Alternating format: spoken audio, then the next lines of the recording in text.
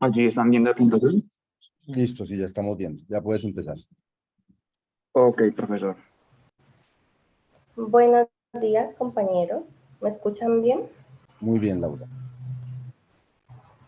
Bueno, nosotros somos el grupo 7 conformado por Hernán Cisneros, María Alejandra Carvajal, Daniel Gallego, Andrés Pineda, Víctor Valencia y yo, Laura Morillas, como ya había dicho el profesor.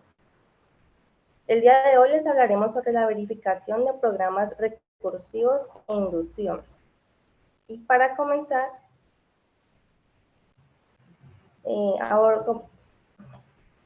a abordar este tema, como es debido, empezaremos con una breve introducción. Segundo, pasaremos a hablar sobre programas recursivos.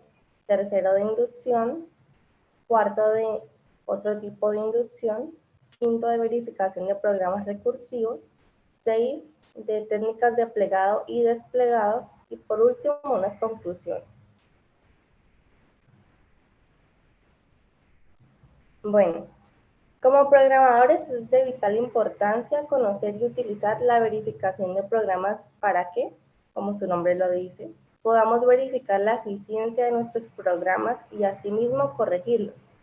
Porque puede ser que un programa no tenga errores de sintaxis y que sea rápido, pero eso no significa que esté correctamente ejecutado ni que su funcionalidad sea la adecuada. Es decir, la verificación de programas va más allá de decir que una función me quedó bien porque yo necesitaba que retornara un 5 y me retornó un 5, sino que esta verificación consiste en constatar que nuestro programa funciona, es correcto y es eficiente. Uno de los métodos más conocidos para hacer esta verificación se llama testing, que consiste en realizar una serie de pruebas con distintos datos sobre el programa que se desea verificar, para posteriormente lograr decir si es correcto o no.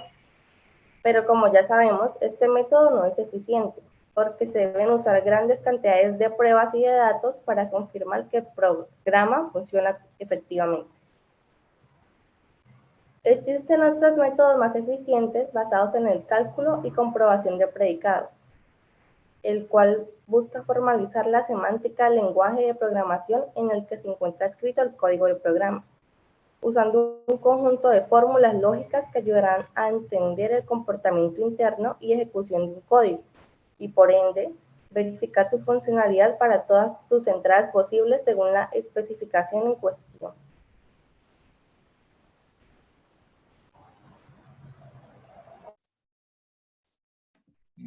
Bueno, cuando hablamos de algoritmos recursivos, en el campo de la informática existe una técnica eficiente y bien conocida para la resolución de problemas complejos, el cual es mediante la creación de unos subproblemas que al solucionarlos dan como resultado al problema original.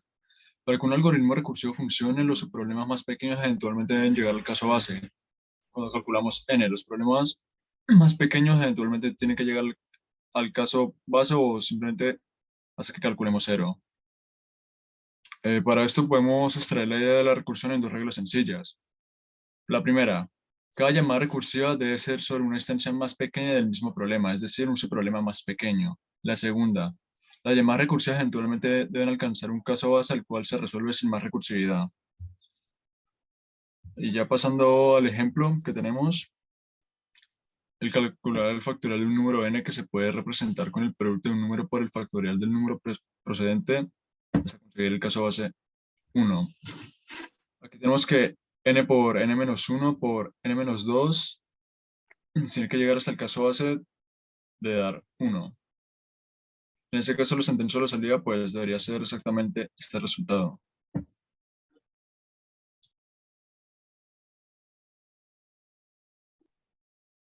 A continuación voy a hablar de la inducción. ¿Me escucha? Te oímos un poquito lejos. Ok, entonces intentaré hablar un poquito más duro. Pero te oímos.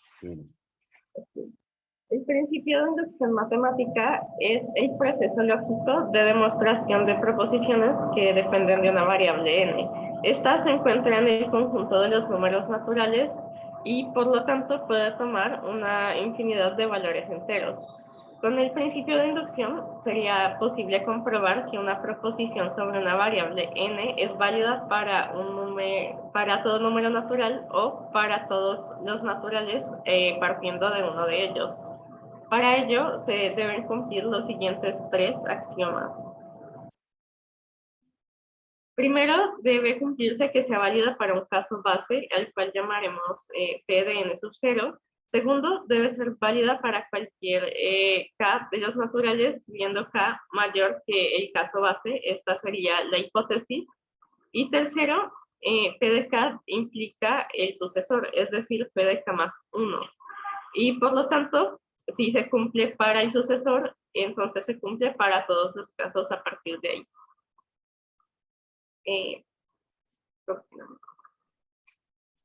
Ok, entonces ya habiendo conocido lo que es un poco el principio de inducción, podemos hablar ahorita lo que es la inducción noetheriana.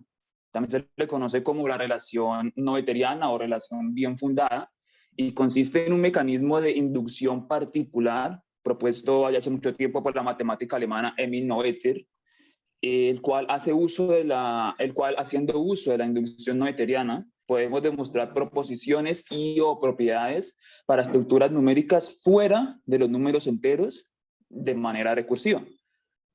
Haciendo uso de la inducción noetheriana, podemos demostrar que si la solución para unos valores x del dominio de una función es correcta, la solución obtenida recursivamente basándose en esa solución anterior es válida para otros valores x del dominio. Entonces, para aplicar este tipo de inducción, la inducción noetheriana, lo primero que debemos de establecer es que exista una relación de orden entre los valores de su dominio. Y pues una relación de orden no es más que una relación binaria porque se involucran dos partes, la cual nos va a permitir comparar los elementos de un conjunto entre sí. Y pues haciendo esto podemos denotar ese conjunto como un conjunto ordenado. En pocas palabras, lo que conocemos como el mayor o igual que y el menor o igual que, ya que también existe un orden estricto, que es lo que se conoce como el mayor que y el menor que. Para aplicar la inducción noetheriana, es necesario determinar esta relación de orden como un preorden bien fundado. Se escribe así como está allí en pantalla, PBF, preorden bien fundado. Pero entonces, ¿qué es un preorden bien fundado? Es una relación de orden estricto, lo que ya se explicó ahorita. Ese orden estricto se aplica sobre un dominio y que además cumple con las propiedades de ser reflexiva y transitiva. Esas son como las condiciones que exige para hacer un preorden bien definido. Luego, tras asegurarnos de que esto sea así, de que sea un preorden bien definido, se debe definir también que sea un preorden estricto, en el cual se cumple que si un elemento X es menor o igual que un elemento Y, ese Y no puede ser menor o igual que el elemento X dentro de un dominio definido. Además, dado ese preorden, un elemento M pertenece a él y además es lo que se conoce como un mínimo si ese elemento no tiene un predecesor estricto, escrito formalmente como se muestra en pantalla, allí abajito en esta fórmula lógica. Ok, con esta lógica, un preorden es bien fundado si no existen infinitas sucesiones estrictamente decrecientes y si en el conjunto de un dominio existe al menos un mínimo. Entonces ya conocemos lo que es un preorden bien fundado, un preorden estricto y un elemento mínimo, que son como conceptos necesarios para entender un poco lo que tiene que ver con la inducción noetheriana, que es la que nos centra en este momento para el tema de la verificación de programas recursivos. Entonces, de esta manera, pues de manera como conclusiva, concluyendo, la inducción noetheriana nos permitirá demostrar que si todos los predecesores estrictos de cualquier elemento en un dominio cumplen un predicado, también lo va a cumplir dicho elemento y el resto de los elementos del dominio. Entonces, como de pronto se mencionó ahorita en la introducción, a la hora de estructurar un programa, estructurar me refiero desde la parte de diseño del programa, cuando se recibe el requerimiento, Es recomendable que ese proceso de diseño se junte o haga una fusión, por decirlo de alguna manera, con el proceso de verificación del mismo, ya que pues esto nos va a permitir de que todo el proceso, todo el funcionamiento de nuestro programa esté pensado en que a la hora de su verificación, pues el proceso no esté como desligado en su estructuración, es como hacerlo un solo macroproceso. Y pues en el caso de los programas recursivos, este macroproceso puede dividirse en partes como lo son la especificación formal del algoritmo, el análisis de los casos posibles, donde se va a decir cuáles son los casos triviales y no triviales, la composición de la solución de los casos no triviales en función de la solución de los casos triviales, la verificación formal del algoritmo y el estudio de la eficiencia de la ejecución del programa. Como puede notarse, dentro de estos pasos, pues tiene algo que ver con los métodos de inducción que hemos visto en clase, en los cuales primero se especifica como el programa, el problema que se está tratando de dar solución, se crean unos casos bases, en este caso van a ser los casos triviales y no triviales, se les da una solución a estos casos bases, luego se da el proceso de verificación del resto de los casos sucesivos, y ya por último, en este caso, con los programas recursivos y en general cualquier programa, también se va a verificar el estudio de su eficiencia. Pues en el tema de interés en esta oportunidad, la verificación formal de los algoritmos recursivos, como lo muestra en pantalla, y pues verificar un programa recursivo equivale a demostrar que para todos los elementos del dominio de entrada que satisfacen una precondición, la función también satisface una postcondición. Si denotamos a los elementos del dominio de una función con una relación de orden bien definida, la verificación del programa se realizará de la siguiente manera. Primero, empezando por una verificación parcial, en la que se deberá de probar que el o los casos bases se cumplen, para luego probar que también lo cumple su sucesor. Además, debemos de probar que todos los elementos del dominio son triviales o no triviales. Eso es lo que llamamos los casos bases. Y que la llamada interna o invocación de la función, que es la esencia de los programas recursivos, se realiza con parámetros estrictamente más pequeños que un valor X, con respecto a la relación de preorden bien definida. Y que los mínimos del dominio están incluidos en el caso no trivial y que verifican la precondición, es decir, que lo satisfacen. Ya pues habiendo demostrado ello, se habrá hecho una verificación parcial del algoritmo. Y digo parcial porque aún falta algo dentro de los pasos que mencioné ahorita. Para lograr una verificación total del algoritmo, se debe de comprobar que la función en cuestión logra terminar, o sea, que es finita en él o los casos bases. Esto se da porque el tamaño de los subproblemas va a decrecer de manera estricta. Y pues ya habiéndose probado la terminación del programa recursivo, lo que basta por determinar es qué tan eficiente es mediante un cálculo procedural. Puede decirse además que el algoritmo más eficiente es el que toma el mínimo tiempo de ejecución y uso de memoria posible y aún así continúa produciendo una respuesta correcta. De manera general, una forma de medir la eficiencia de un algoritmo es contar cuántas operaciones necesita para encontrar la respuesta, probando con diferentes tamaños de datos de entrada. Porque ya sabemos que un programa, como lo mencionó la compañera ahorita, no solamente se va a verificar si sabemos que en un caso que queremos que dé 5, nos da 5. Debemos de probar con diferentes tipos de entrada y esto lo logramos con técnicas de recursividad e inducción, que es lo que nos compete en esta ocasión. Pues con estos resultados lo que podemos hacer es dibujar gráficas de tiempo de ejecución versus tamaño de variable, y esto lo que nos va a ayudar a determinar es que si existe un crecimiento lineal de esta comparación o no.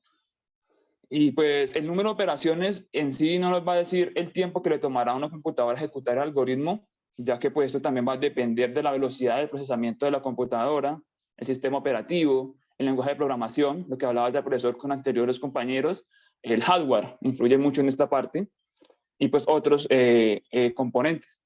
En el caso de los programas recursivos, su eficiencia la podremos determinar una vez se complete el análisis de casos posibles de acuerdo a los datos de entrada y su tamaño, y se conozca además el número de llamadas recursivas efectuadas, que representarían el número de operaciones efectuadas en este caso, además de un coste de operaciones adicionales a realizar según el requerimiento pues en esa ocasión. Pues para terminar sería decir que un buen programa funciona correctamente y además es eficiente.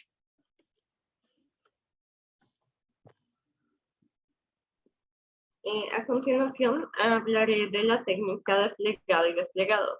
Esta técnica nos permite transformar programas recursivos no finales en programas recursivos finales. Hablando de los programas recursivos finales, son aquellos que tras la llamada recursiva no necesitan de la realización de un cómputo adicional para retornar el valor que se espera que retorne pues, la función. Esta técnica está comprendida en tres partes. Primero, la generalización.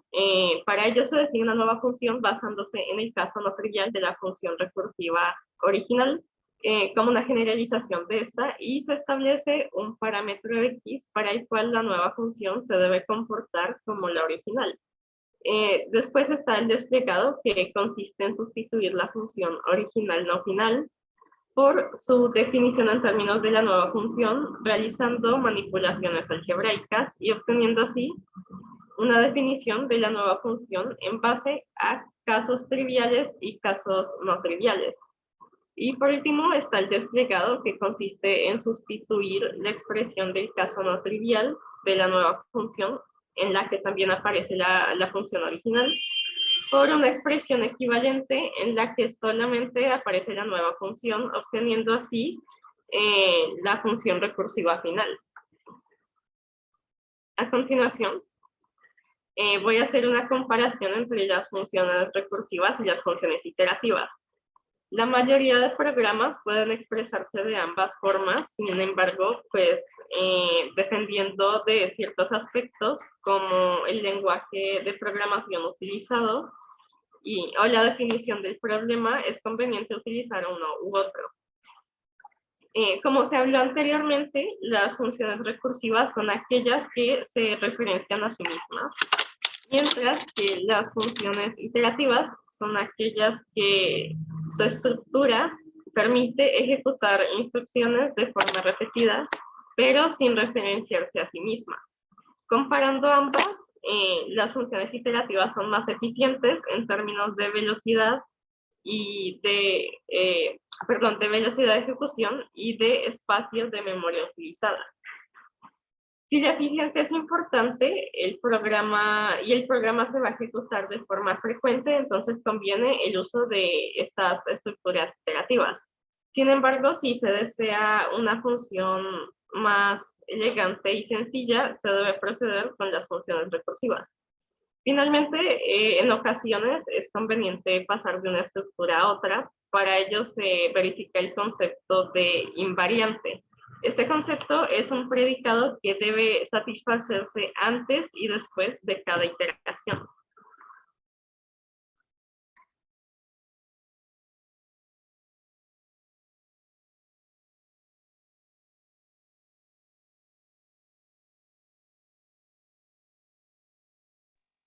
Compañero Andrés, ¿por allí?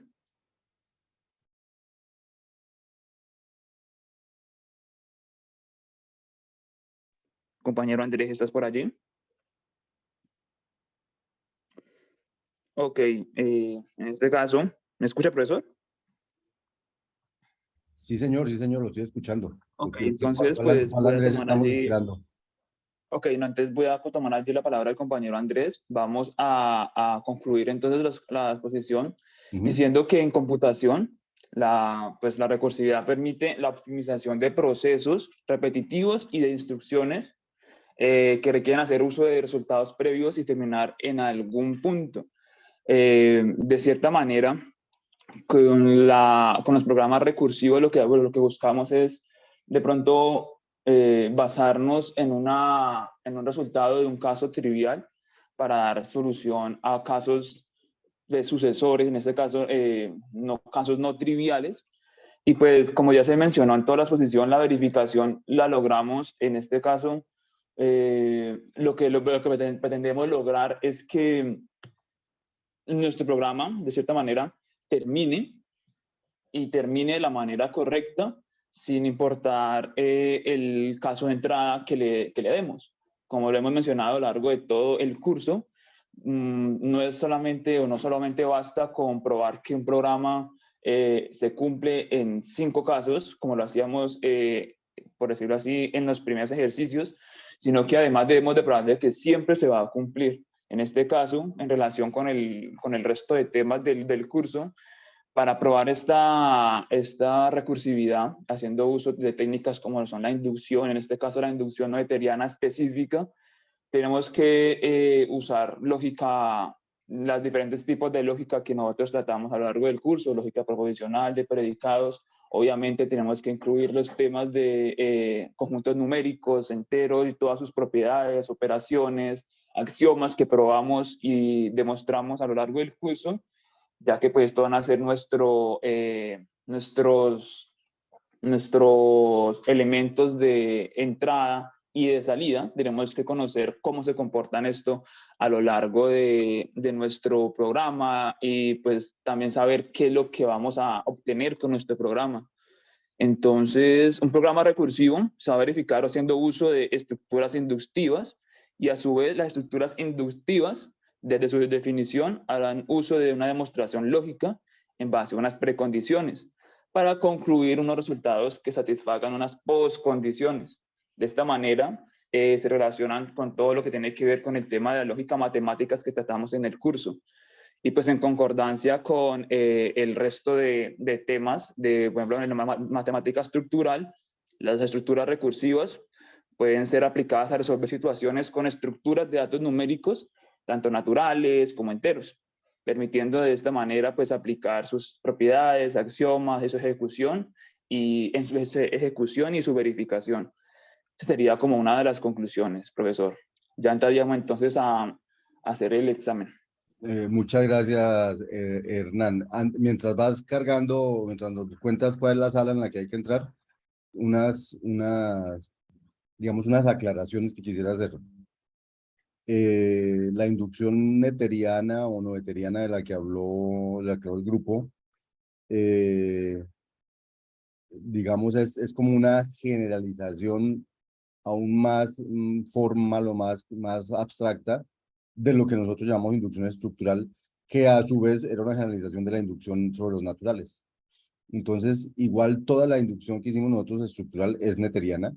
Todos los conjuntos que definimos recursivamente tienen un orden bien fundado, etcétera, y por eso todo lo que habló Hernán, que es como más abstracto, es aplicable en todo lo que hicimos en clase. Segundo, la verificación de programas no incluye el cálculo de la complejidad como ustedes lo hablaron, sino que el cálculo de la complejidad es como una cosa complementaria, adicional a la corrección.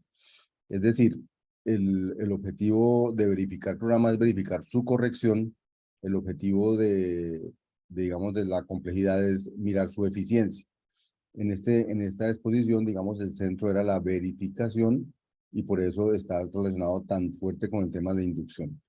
Lo de la eficiencia está más relacionado con el tema del grupo anterior, que es complejidad. Listo. Entonces, pasemos a tratar de responder el quiz que nos están ofreciendo. Se llama verificar, se llama la sala. Sí, señor. El quiz se llama verificar la sala. Hay 4.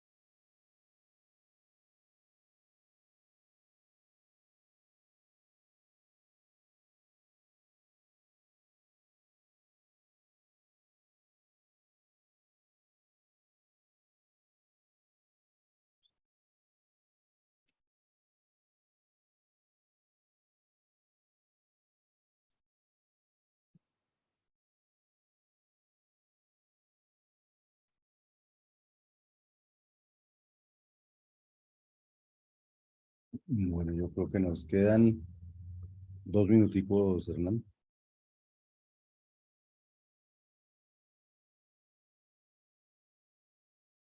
Para que si quieres Ok, mire. compa Víctor, entonces podrías pararlo allí y vamos a ver las respuestas, por favor.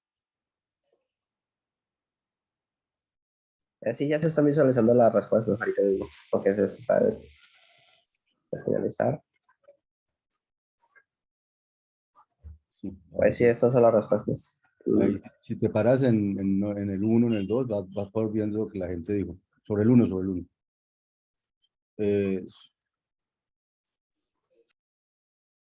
Listo, entonces dale como una pequeña ahí resumen, por favor. El show results.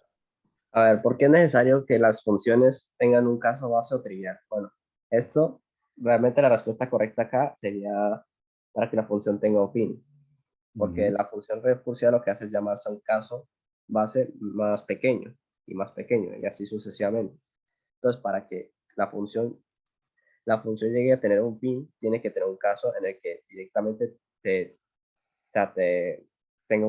tenga la respuesta directamente. Por ejemplo, f de 0 es igual a 1. Sería un caso base. Bueno, ahora la otra pregunta. Las funciones recursivas consumen menos recursos que las funciones iterativas. Pues esto es falso, ya que las funciones recursivas son funciones que constantemente se van llamando a sí mismas. Y para esto requiere memoria adicional. Requiere una memoria adicional para poder operar todo lo que. Entonces, esto En termina principio, consumiendo a la larga más recursos. esa es una muy buena pregunta. En principio es así, pero hay cierto tipo de funciones recursivas que los compiladores identifican claramente como iteraciones. Y entonces cuando las compilan, no las compilan como compilan por defecto las funciones recursivas, sino que las compilan como compilan las iterativas. Y en ese caso no es tan cierta esa afirmación, pero solo en ese caso. Y por eso cuando hablaron, María Alejandra, creo que estaba hablando de programas recursivos, creo que lo llamaban finales o no finales, eso lo llaman, en la jerga se llama recursión de cola, y la recursión de cola, pues lo van a ver cuando lleguen a algún curso de programación donde hablemos de eso. La recursión de cola se compila como una iteración. O sea, realmente las iteraciones no son solamente las que vienen con while y con eso, sino las iteraciones son un proceso más abstracto que se puede implementar con estructuras como el while, el for, o se puede implementar también recursivamente con recursión de cola. Dale, eso es lo que quería como aclarar. O lo que ustedes en su texto llaman recursión final. Ustedes lo llaman final, pero es de cola en otros textos. Ok. ¿Cuál es la diferencia entre la función iterativa y recursiva? Bueno, pues acá la respuesta correcta sería: la función iterativa es una función que se repite una y otra vez sin referenciarse a sí misma. Y la función recursiva se repite usando una relación de recurrencia. Okay. Bueno, ¿por qué es necesario verificar con inducción las funciones recursivas? Bueno, acá la respuesta correcta sería para asegurarse que efectivamente la función se cumple para todos los casos posibles. Esto pues ya lo explicó el profesor en las clases anteriores de inducción. Sí, grosso modo, la inducción es la que permite decir para todos cumplen, pero a partir de dos cosas que uno demuestra. Y pues la última pregunta es: ¿para qué se usa la técnica de plegada y desplegada? Bueno, pues la respuesta acá sería para convertir una función recursiva no final en una función recursiva final. ¿Y por qué quisiera uno convertir una recursiva en recursiva de cola? Porque las recursivas de cola se compilan más eficientemente que las que no son. Entonces, Exacto, profe. Allí de pronto el proceso de verificación se hace un poco menos complejo en una no final, en una recursiva final. Entonces eso es como una técnica para ayudar en ese proceso. en todo caso, vamos a ver también la exposición de verificación de programas iterativos y vamos a ver que no es exactamente lo mismo, pero al final, si las funciones recursivas son de cola, la iteración, la verificación del programa recursivo de cola y la verificación de iteración va a ser equivalente. Bueno, muchísimas gracias al grupo por su trabajo. Al final de hoy, voy a dejar de grabar.